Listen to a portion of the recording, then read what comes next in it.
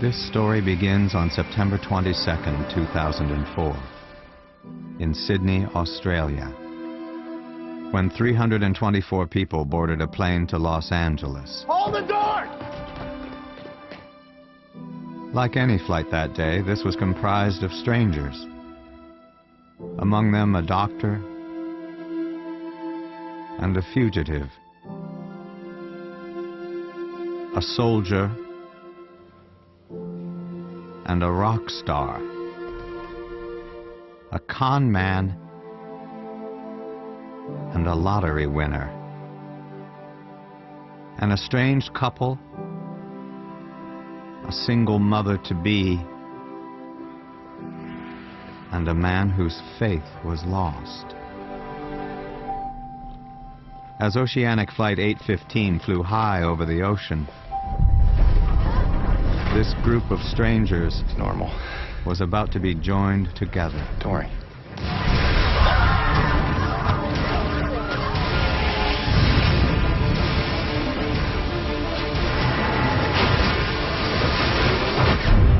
On a mysterious island. This place is different. Far from home. Pilot said we were over 1,000 miles off course. They found themselves on a journey It's a place where miracles happen. Run! they could never have imagined. We're not alone. They loved Yes, I love him! and lost. Kelly!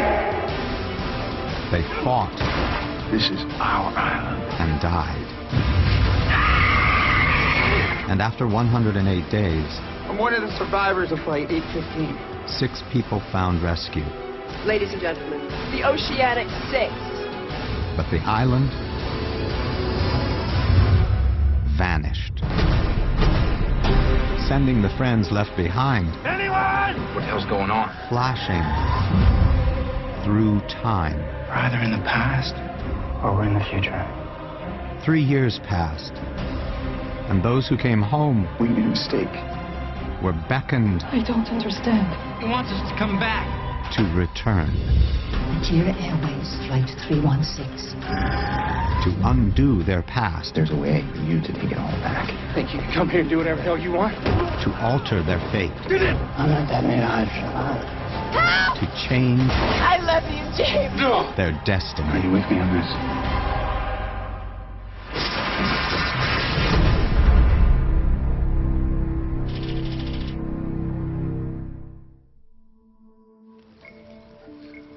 It was their first night on the island. First plane crash? What gave it away? You can always spot the newbies. And the survivors of Oceanic 815 You'd think they would have come by now. clung to hope for rescue. I don't know your name. I'm Kate. Jack. Give me a blood gas and a C-spine. Get her up to ICU and keep her immobilized. Jack Shepard was a spinal surgeon, I'm gonna fix you. consumed by his work. I got it all. I mean, I had it! His heart gave out. It's nobody's fault. Jack was also driven by a relentless urge to prove himself to his father, Christian. What are you talking about? I'm talking about you stitching up the sack so this girl isn't paralyzed for the rest of her life. But Jack would never get that opportunity because his father died in Sydney. And it was up to Jack to bring the body home. On the island, the Oceanic survivors looked to Jack as their leader. We can't live together. We're gonna die alone. You did a good thing, taking care of everybody, just giving them something to count on. Hey, girl. Kate Austin grew up in Iowa, where her mother was married to an abusive man. You are beautiful. Then one night, Kate had enough. Catherine, what did you do? I took care of you, Ma. She became a fugitive on the run for years, Hey, Kate. until she was apprehended in Australia. But when Oceanic 815 crashed on the island, Kate found a place to begin anew. I want to tell you what I did. Doesn't matter, Kate. We should all be able to start over. On the island, Kate found herself drawn to 2 different men. Jack, the honorable leader, and Sawyer, the charming rogue. Did you tell the doc about you and me? No, but he knows. Well, now that's out of the way. A little afternoon delight. Freckles, wait. You need me to make you a mixtape? Yeah, why don't you do that? Listen to Mommy. James Ford was just a young boy when his father was swindled by a man named Sawyer. Get under the bed. Don't make a sound. James's father went into a rage and killed his wife just before he killed himself. James grew up to become a con man, taking the name of the man who'd conned his father. And his need for vengeance brought him to Australia, where he believed he'd found the man he sought. Sawyer! But he was wrong. You don't know what you're doing, do you? On the island, Sawyer often clashed with Jack. You're just not looking at the big picture, Doc. Still back to civilization. And where are you? I'm in the wild. And he had trouble getting along. Break it up! Stop! Found the transceiver, but it's not working. Can anybody help? Yes. Let's trust this guy. We're all in this together, man. Let's treat each other with a little respect. Shut up, Lardo. Chain-smoking jackass. Some people have problems. How do you know how to do all that? I was a military communications officer. Who are you, Air Force? Army? The Republican Guard. Yes, sir. Before the 815 crash, Saeed was a torturer in Iraq. Guess you have a new skill set you can use. But he was conflicted, and he fell in love with a woman he tortured. This isn't a game, Nadia. Yet you keep playing it, Sayed. Saeed risked his life to give Nadia her freedom. Take it. Then spent his life searching for her. We know where she is. When he cooperated with the CIA to overthrow a terrorist plot, he thought he'd finally found a way back to Nadia. But Oceanic 815 crashed on the island. Did anybody say that? And that presented its own set of challenges. Terrific. For this was not an ordinary island.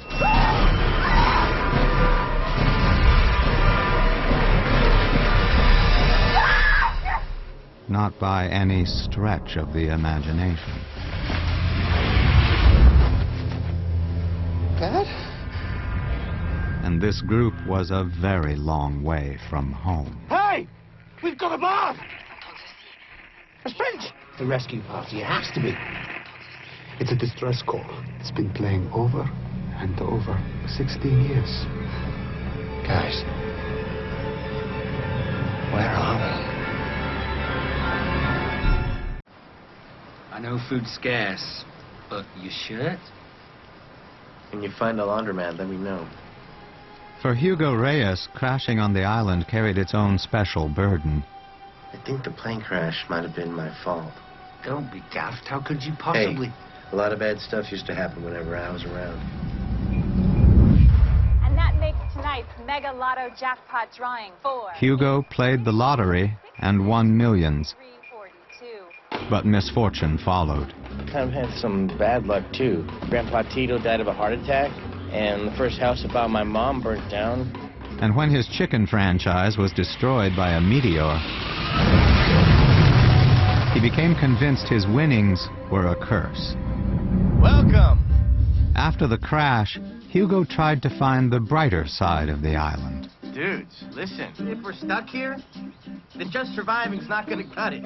We need some kind of relief, you know? We need some way that we can, you know, have fun. The island had a hold on all of the survivors. But one man was determined to uncover its deepest mystery.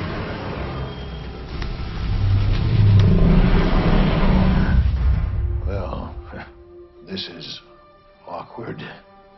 John Locke met his biological father only to learn that he was being used. You stole my kidney. You needed a father figure and I needed a kidney. Get over it. When Locke confronted his father, it ended in tragedy. He was left shattered and paralyzed, but he eventually made his way to Australia with a dream of conquering the outback. Just put me on the bus right now. I can do this. No, you can't. You don't know who you're dealing with. Don't ever tell me what I can't do, ever! When Oceanic 815 crashed on the island, John Locke rose from the wreckage and discovered he could walk again. This gave him faith that they were on the island for a purpose. You think we crashed on this place by coincidence? Each one of us was brought here for a reason. And who brought us here, John? The island. But the survivors were not the first people drawn to the island. Teams of scientists from the Dharma Initiative came to the island in the 1970s. They built research stations in an attempt to understand the island's special properties. Unique electromagnetic fluctuations. One station was called the Swan, where a man named Desmond spent years entering a code into a computer to keep a massive amount of electromagnetic energy at bay. One day, Desmond neglected to